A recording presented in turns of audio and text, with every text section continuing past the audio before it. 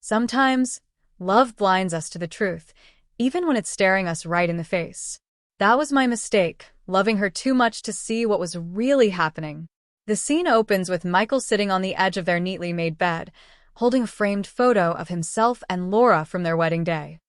He traces his finger over her smiling face in the picture, his own eyes clouded with sadness. The soft hum of an empty house fills the air, an eerie kind of silence that now feels familiar. Laura had been his everything.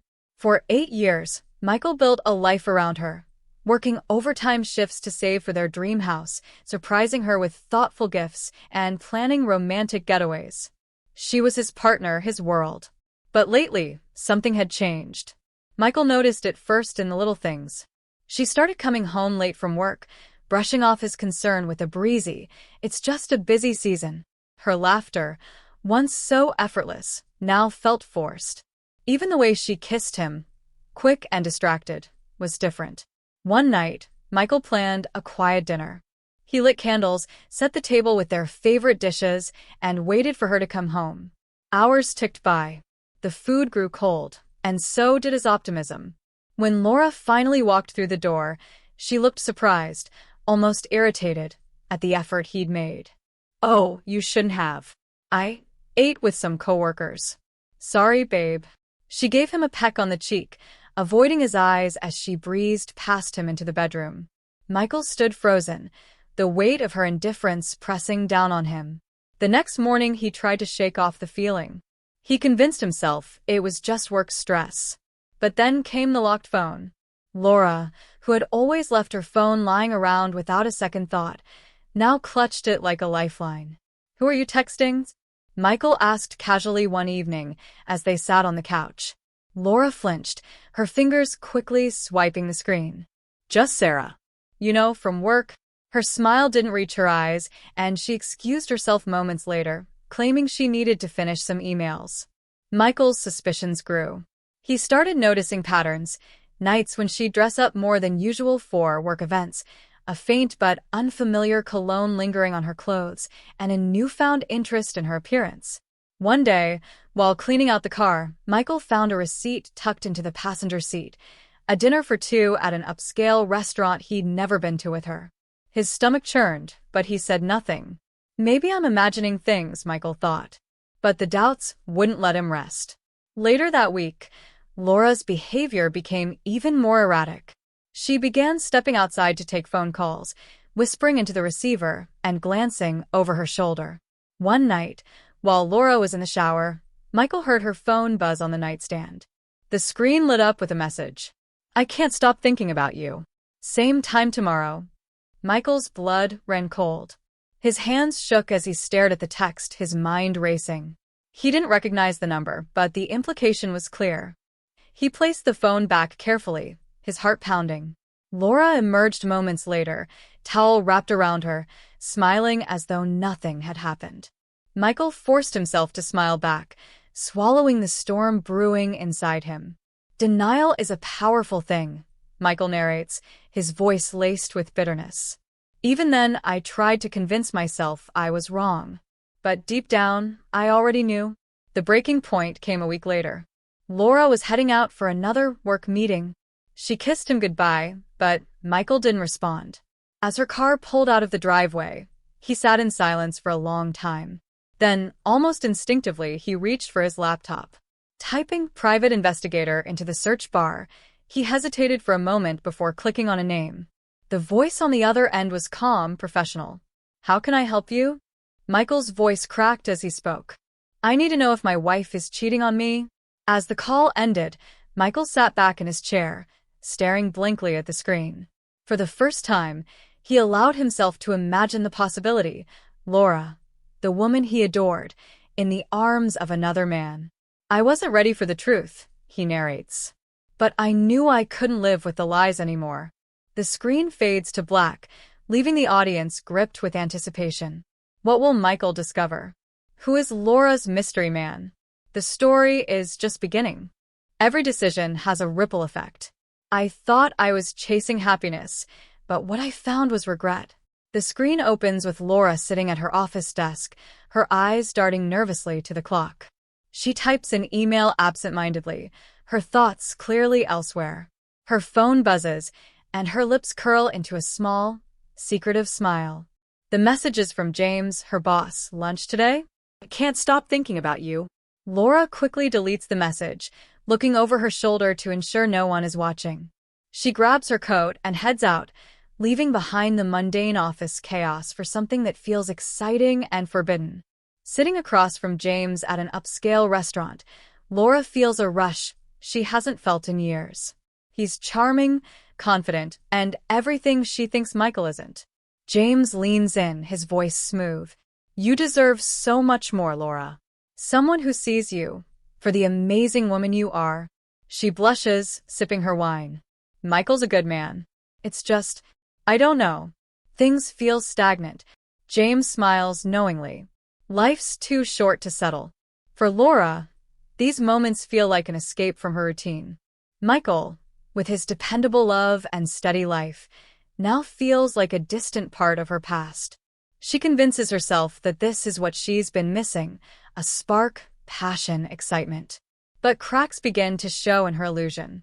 One evening, Laura meets James at a hotel. He's late, again. She sits in the dimly lit lobby, her phone clutched tightly in her hand, waiting for him. When he finally arrives, his excuses are casual, dismissive. Work ran over, he says with a grin, kissing her cheek. Let's not waste time on the small stuff. But something feels off. His charm, once intoxicating, now seems rehearsed. Laura pushes the thought aside, telling herself she's overthinking things. The affair intensifies, but so does Laura's guilt. Michael's quiet acts of love, leaving her coffee ready in the mornings, his warm smile when she comes home, begin to haunt her. One evening, as Michael sleeps soundly next to her, Laura scrolls through her photos. She pauses on a picture of them from their anniversary, his arm draped around her as they laugh together. Her chest tightens. Am I doing the right thing? She whispers to herself, her voice barely audible in the dark. But the thrill of her new life keeps her moving forward, even as doubts creep in. James begins to reveal his true nature. At first, it's small things, canceling plans at the last minute, forgetting details about her life, and texting her less frequently. Laura notices but brushes it off. He's busy, she tells herself. But then, during what was supposed to be a romantic dinner, James's mask slips entirely. You know, he says casually between bites of steak, you're not the only one who feels trapped in their marriage. I've been in this situation before. Laura freezes. What do you mean before? James shrugs. These things happen. People get bored, find excitement elsewhere. It's just life. The words hit her like a slap. She stares at him, searching for the man who once made her feel special, but all she sees now is indifference. The final blow comes when Laura plans a surprise weekend getaway for the two of them, only for James to cancel at the last moment. Sorry, something came up. Rain check, his text reads. That night, Laura sits alone in the hotel room she had booked for the two of them. The excitement she once felt now feels hollow, replaced by an ache she can't ignore. She looks at her reflection in the window, the city lights glittering behind her. What have I done? She whispers, tears streaming down her face. Meanwhile, Michael is piecing together the truth. The private investigator provides undeniable evidence, photos, timestamps, even audio recordings of Laura and James's conversations. Michael stares at the images, his heart breaking as he sees the woman he loves laughing with another man. But instead of confronting her, Michael decides to wait. The screen cuts back to Laura, now restless and unsure. She starts noticing things about James that she had ignored before, his self-centeredness, his lack of genuine care for her. Slowly, the fantasy unravels, leaving her to face the harsh reality. James was never her escape. He was just a mirage. As Laura drives home one night, her phone buzzes with a text from James. Hey, can we talk tomorrow? I think we need to set some boundaries. The words sting, but they also confirm what she already knew. She's made a mistake that has cost her everything. Michael, sitting at the dining table with a folder of evidence in front of him, takes a deep breath. The date circled on the calendar is near Laura's birthday. She made her choice, he says softly, his voice calm, yet cold. Now it's time for mine. Regret has a way of creeping in when it's too late. And for her, it came all at once. Laura's birthday arrived with the usual fanfare, a house decked with balloons, a lavish spread of food, and an air of celebration. Michael moved through the room with practiced ease, greeting guests with warm smiles, his demeanor calm and collected. But underneath the surface, he was a man on a mission. Laura was radiant that evening, dressed in a figure-hugging red dress that drew compliments from everyone. She floated through the party, basking in the attention, unaware of the storm brewing just beneath her perfect facade. As the night wore on, Michael stepped forward, champagne glass in hand, calling for everyone's attention. The room quieted, and Laura looked at him expectantly, a small smile on her lips. "Thank you all for coming tonight to celebrate Laura's special day," Michael began, his tone steady but carrying an edge that only a few might have noticed. 8 years ago, I met a woman who changed my life. She made me believe in love, trust, and forever. The guests clapped, some murmuring words of admiration. Laura's smile widened, though there was a flicker of nervousness in her eyes. Michael continued, "Tonight, I want to share a story. A story about choices, trust, and consequences." The atmosphere shifted as Michael reached for a small remote and dimmed the lights. The room fell silent, the only sound the soft hum of a projector coming to life. On the screen appeared a series of photos, starting innocuously enough with pictures of Michael and Laura's early days together, vacations, anniversaries, moments of shared joy. But then the tone changed. The next slide was a grainy photo of Laura and James sitting close together at an upscale restaurant. The murmurs in the room grew louder as more images followed. Laura stepping into James's car, the two of them embracing in the dim glow of a hotel entrance, their faces close, lips almost touching. Laura's face turned pale.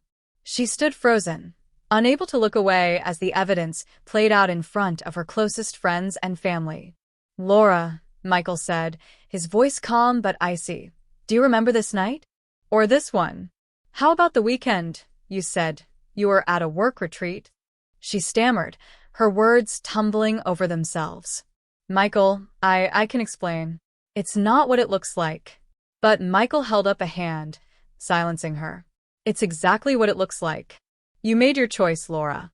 Now it's my turn." He walked over to the table and picked up a small, elegantly wrapped gift box.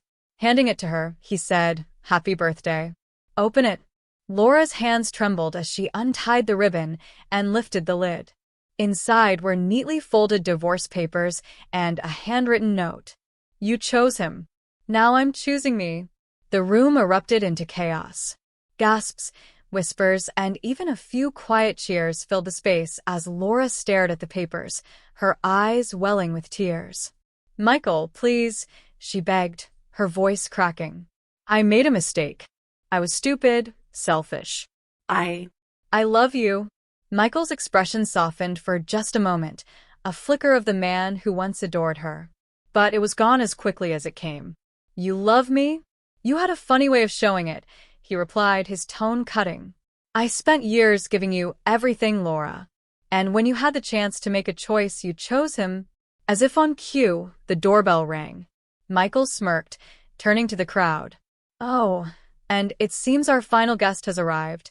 James stepped into the room, his confident demeanor faltering as he saw the crowd's shocked faces and the furious glare of Laura. Michael crossed his arms. "James, perfect timing. I figured you'd want to see how your little fantasy ends." James shifted uncomfortably, his usual charm replaced by awkwardness. "Michael, listen." "Save it," Michael snapped. "I already sent the photos to your wife. I'm sure she'll be thrilled to hear all about your work trips." James turned to leave, but Laura grabbed his arm. "You said we'd be together," she hissed, her voice desperate. James sighed, shaking her off. "Laura, come on. You knew what this was. I have a family. I'm not leaving them for you." Her face crumbled as the final piece of her illusion shattered. The party guests began to disperse, some offering Michael quiet words of support, others casting disapproving looks at Laura. She stood in the center of the room, alone, clutching the divorce papers as tears streamed down her face. Michael stepped outside, the cool night air hitting his face as he closed the door behind him. For the first time in months, he felt free. "She made her choice," he said softly, his voice filled with quiet resolve. "And I made mine." The screen fades to black, leaving the audience with a sense of justice, closure, and the lingering impact of choices made and the consequences that followed.